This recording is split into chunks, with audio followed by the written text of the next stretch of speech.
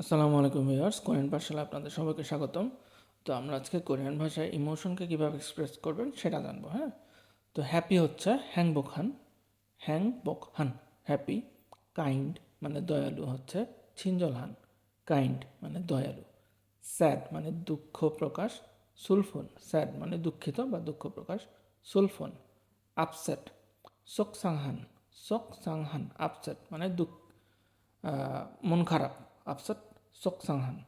তারপরে দেখি কাম মানে নীরব, ছিন ছিমছানহান কাম মানে শান্ত, কাম। তারপর হোপফুল, খিদে হানুন হোপফুল মানে আশাবাদী। অ্যাংরি, ওয়ানান ওয়ানান অ্যাংরি ওয়ানান মানে রাগান্বিত।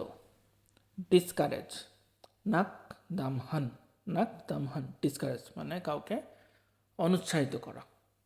তো সবাই চ্যানেলটি সাবস্ক্রাইব করে দিবেন এবং পেজটি ফলো করে দিবেন।